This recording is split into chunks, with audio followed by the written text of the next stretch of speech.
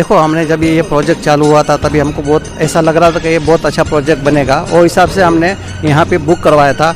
मगर जब बुक करने के टाइम तो बहुत अच्छा सपना देखा था कि बहुत अच्छा बनेगा, अच्छा घर में रहूँगा मैं। मगर जब बुक करने के बाद मालूम पड़ा, धीरे धीरे हमने उनका जो पेमेंट का शेड्यूल था वो सब हम पेमेंट करते गए, और बाद में 19 माह के बाद जाने के बाद पूरा प्रोजेक्ट बंद हो गया। अपने जिंदगी की पाई कमाई जोड़कर और अपनी पुश्तैनी जमीन जायदाद, सेविंग्स, ज्वेलरी न जाने क्या क्या बेचकर कुछ लोगों ने अपने जिंदगी में अपने परिवार और अपने बच्चों के साथ रहने के लिए एक सपने का महल खरीदने के लिए उन्होंने एक प्रोजेक्ट में इन्वेस्ट किया था कि वो आने वाले वक्त में अपने परिवार, अपने बच्चों के साथ एक सुकून भरी एक अच्छी लाइफस्टाइल जिएंगे। हम बात कर रहे हैं मुलुंड वेस्ट के यूएस ओपन प्रोजेक्ट, जो 2010 से आज तक पेंडिंग पड़ा हुआ है, जो आज की तारीख में टेक ओवर किया है शाहपुर जी ने। 2010 से 2019 तक निर्मल लाइफस्टाइल से काफी मायूस होने पर जब शाहपुर जी ने यह प्रोजेक्ट को टेक ओवर किया तो ये लोगों में काफी खुशी की लहर दौड़ उठी थी कि अब शायद उनके साथ इंसाफ होगा और उनको उनकी जो घर है, सपनों का महल जो उन्होंने बुक किया था, वो उन्हें मिल जाएगा। बट 2 साल से यहाँ से भी बहुत वो निराश है शाहपुर जी से। वो आज भी यही बार बार उनके ऑफिसेस उनको कॉल करके विजिट कर रहे हैं कि कब उन्हें टेक ओवर या कंस्ट्रक्शन कब स्टार्ट होगा, बट बार बार उन्हें एक्सक्यूज मिल रहा है कि उन्हें सीसी रिसीव नहीं हो रही है बीएमसी के तरफ से, या और भी बहुत सारी अड़चनें आ रही है। तो चलिए हम जानते हैं, जो इतने सारे 390 इन्वेस्टर है उनमें से कुछ लोग हमारे सामने हैं। आपने भी इन्वेस्ट किए थे प्रॉपर्टी में? हाँ, हमने 2010 मैरिज एनिवर्सरी नवंबर 10 को हम लोगों ने इन्वेस्ट किया था इसमें, ये सोच करके उन्होंने 2013 में बोला था कि प्रॉपर्टी आपको मतलब बना के दे देंगे, लेकिन आज तक कुछ मिला नहीं है उसके बारे में। तो आपने जो इतनी अमाउंट इन्वेस्ट की है तो उसके बारे में आप क्या बोलना चाहोगे? बिकॉज अभी पता चला है मुझे रिसेंटली कि आप लोग भी रेंटेड अपार्टमेंट्स में रहते हो, जिसका रेंट पे करना बहुत भारी पड़ रहा है। Without any lift, so we thought that this will be ready, so we have booked the flat, otherwise we would have gone for any flat on turnkey basis, you know. Now we are stuck, so we are facing lot of problem. लेकिन ये एक asset होता कि इसमें हम रहते, बड़े बच्चे पढ़ रहे हैं, घर में जगह चाहिए। आज के कोविड के टाइम में एक एक्स्ट्रा रूम, एक एक्स्ट्रा जगह तो सबको अच्छा लगता, काश मिल जाता तो अच्छा होता।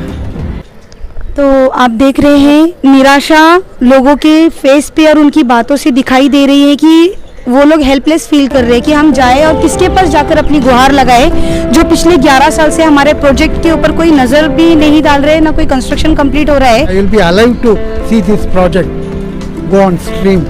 I have my own doubt because there is no communication from Shapur ji nor Nirmal Lifestyle. So you all have tried contacting Shapur ji? Shapur ji no response also nowadays. No response. So no they are response. not giving any excuse or No. explanation why the project is still on hold? No response at all. Okay. Now, Nirmal Lifestyle, when we follow up the matter with Nirmal Lifestyle, they direct the matter to Shapur ji. We have already handed over the project. You follow up the matter with them. Okay. So I paid full amount over and above the cost price I have given them. 5-10 lakhs they are holding money that has been. So 100% payment is already given. Over and above I paid. Over and above. Over and above Okay. I paid. Okay. Today just to when I was I have converted lot of money at then exchange rate of 50 rupees per dollar. That time dollar was 50 rupees. Okay. Shapur ji said 11 years ago. 11 years ago, if you pay the amount, quickly we will be able to complete the project. So then based on their assurance and promises, I just converted my savings at the then exchange rate of 50 per dollar. Today is 75, 70. यहाँ पे लोगों की उदासी से कर झलक कर आ रहा है कि वो लोग पूरी तरह से मायूस हो गए कि पता नहीं ये प्रोजेक्ट कब खत्म होगा, मैं जिंदा रहूंगा या ना रहूंगा ये प्रोजेक्ट को देखने के लिए। आइए हम और एक मैडम से बात करते हैं, उन्होंने भी इस प्रोजेक्ट में इन्वेस्ट किया था। बोलिए मैडम, आपने इस प्रोजेक्ट में पूरा मतलब आपने कब इन्वेस्ट किया था इस प्रोजेक्ट में? 2009 में मैंने प्रोजेक्ट में 2000 नवंबर में मैंने प्रोजेक्ट में डाला था पैसा। और उसके बाद आस्ते आस्ते करते 2017 तक, जब तक निर्मल लाइफस्टाइल के हाथ में था तब तक देते रहे। उसके बाद उन्होंने कुछ रिप्लाई नहीं दिया। उसके बाद मैंने सुना कि शाहपुर जी ने ले लिया। बहुत खुश हो गए हम लोग कि शाहपुर जी एक रेप्यूटेड बिल्डर हैं, निर्मल लाइफस्टाइल से बेटर हैं, वो देंगे हमको प्रॉपर। 2013 में निर्मल लाइफस्टाइल ने प्रॉमिस किया था और हमारे इसमें स्टैम्प ड्यूटी रजिस्ट्रेशन में भी है कि वो देंगे।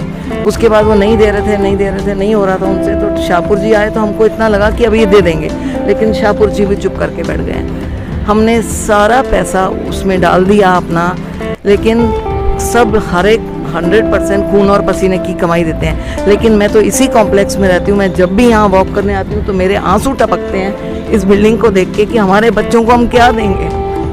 अभी तक हम था कि बेटे की शादी के बाद उसको ही देंगे, वो भी नहीं हो सका। हस्बैंड ने ये बहुत खुशी से बुक किया था, वो भी अब इस दुनिया में नहीं रहे। अभी शाहपुर जी से हमारी विनती है कि हमें टाइम पे दे दे और हमें भी खुश रहने दे, खुद भी खुश रहे।